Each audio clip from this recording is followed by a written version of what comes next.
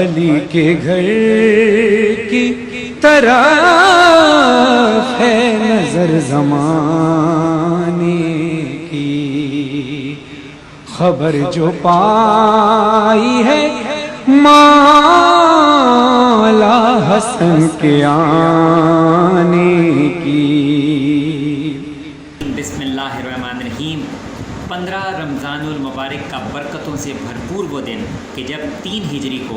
آج ہی کے دن فرزند رسول، فرزند زہرا، نواس رسول امام حسن مجتبیٰ علیہ السلام کی ولادت باسعادت آغوش مطہر شہزادی کونین حضرت فاطمہ الزہرا سلام اللہ علیہ میں آج ہی کے برکتوں سے بھرپور دن میں ہوئی۔ اور قرآن مجید کی وہ مشہور و معروف آیہ مبارکہ سورہ مبارکہ الحدید آیت نمبر 28 جس میں ارشاد قدرت ہوا، بسم اللہ الرحمن الرحیم، یا ایھا الذین آمنوا اتقوا اللہ وآمنوا برسولہ یؤتیکم کفلین من رحمتہ ویجعل لکم نورا تمشون بہ۔ ارشاد قدرت ہوا کہ اے لوگو جو ایمان لائے ہو، اللہ سے ڈرو اور اس کے رسول پر ایمان اور یقین رکھو، وہ تمہیں اپنی رحمت سے 2 حصے عطا کرے گا اور تمہارے لیے ایسا نور قرار دے گا جس کی روشنی میں تم چلو پھرو گے، اور تمہیں مغفرت عطا کرے گا، اور اللہ بہت مغفرت عطا کرنے والا ہے۔ جب اس آیہ مبارک کی تفسیر کے حوالے سے ہم رجوع کرتے ہیں تو ابن عباس سے منقول ہے کہ وہ یہ لکھتے ہیں کہ رحمت کے 2 حصے سے مراد امام حسن مجتبیٰ علیہ السلام اور امام حسین علی مقام ہیں، اور یجعل لکم نورا تمشون بہ یعنی تمہارے لیے ایسا نور قرار دے گا جس کی روشنی میں تم چلو پھرو گے۔ اس نور سے مراد امیر المومنین حضرت علی ابن ابی طالب علیہ السلام کی ذات مقدس ہے۔ اور کیوں نہ ہو، یقیناً فرزند رسول، فرزند زہرا امام حسن مجتبیٰ علیہ السلام اور امام حسین علی مقام، جن کے متعلق پیغام اکرم حضرت محمد مصطفیٰ صلی اللہ علیہ وآلہ وسلم کا مشہور و معروف ارشاد گرامی ہے کہ الحسن والحسین امامان قاما او قعدا، یعنی حسن و حسین دونوں امام ہیں، چاہے قیام کریں یا بیٹھ جائیں۔ تو امام حسن مجتبیٰ علیہ السلام جن کی ولادت باسعادت آج کی حسین روز ہوئی، اور جب پیغمبر اسلام حضرت محمد مصطفیٰ صلی اللہ علیہ وآلہ وسلم کی خدمت اقدس میں امام حسن علی مقام کو پیش کیا گیا، تو اس بچے کو امام حسن مجتبیٰ علیہ السلام کو دیکھ کر پیغمبر اکرم صلی اللہ علیہ وآلہ وسلم نے تبسم فرمایا، اور اس کے بعد امام حسن مجتبیٰ علیہ السلام کا نام گرامی شبر، جو کہ جناب ہارون کے فرزند کے نام پر رکھا گیا، اور اس کا عربی ہم نام یعنی حسن امام حسن مجتبیٰ علیہ السلام کا نام نامی قرار پایا۔ اور یوں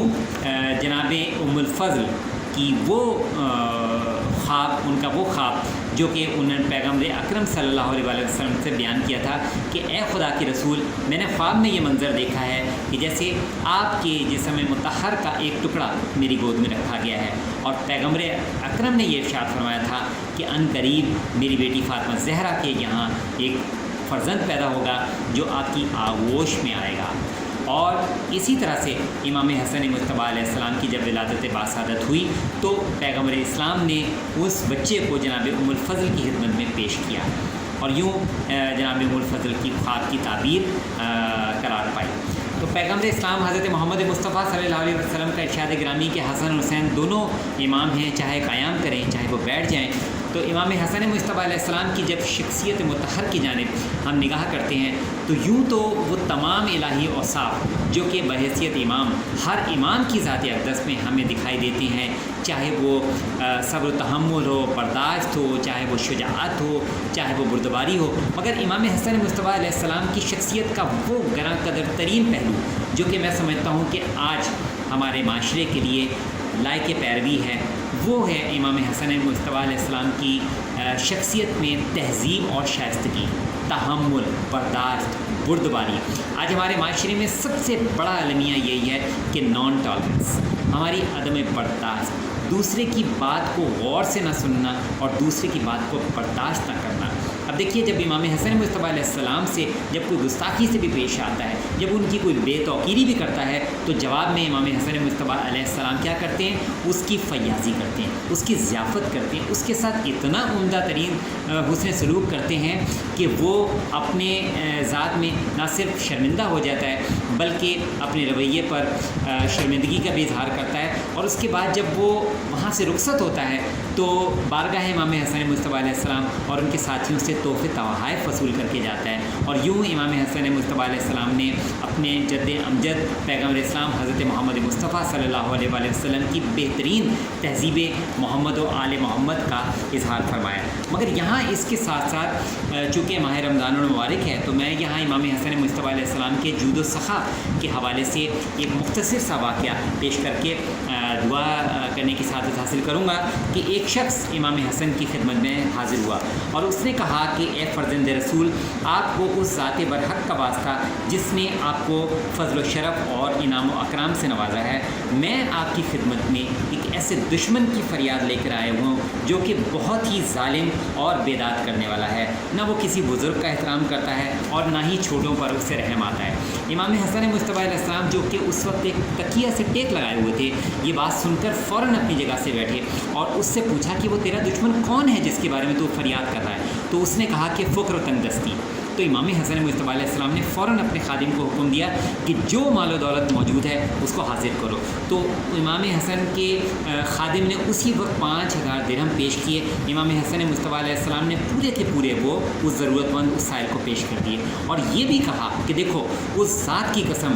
جس کا واسطہ دے کر تم نے سوال کیا تھا، اگر تمہارا یہ دشمن یعنی فقر و تنگ دستی دوبارہ تمہارے پاس آئے اور تم پر ظلم و ستم کرے تو تم میرے پاس آ جانا، میں تمہیں اس ظلم و ستم سے بچاؤں گا۔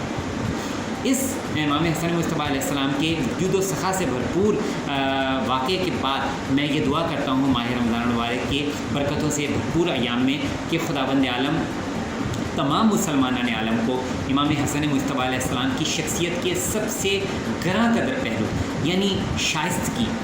اور ایک دوسرے کو برداشت کرنا، خداوند عالم ہم کو تہذیب محمد و آل محمد پر چلتے ہوئے، امام حسن مصطفیٰ علیہ السلام نواس رسول کی سیرت پر چلتے ہوئے ایک دوسرے کو صبر و تحمل کے ساتھ برداشت کرنے کی توفیق عطا فرما، تاکہ ہمارے معاشرے میں جو اس وقت یہ بدامنی ہے، بے سکونی ہے، جس کا بہت بڑا سبب ہمارا ایک دوسرے کو برداشت نہ کرنا، ہمارا صبر و تحمل نہ کرنا ہے۔ خداوند عالم ہم بہت سی معاشرتی برائیوں سے بچ سکتے ہیں اگر ہماری ذات کے اندر حلم اور تحمل اور برداشت پیدا ہو جائے۔ خداوند عالم ہمیں امام حسن مصطفیٰ علیہ السلام کی سیرت پر چلتے ہوئے اپنے اندر صبر و تحمل اور برداشت پیدا کرنے کی توفیق عطا فرما۔ اس کے ساتھ میں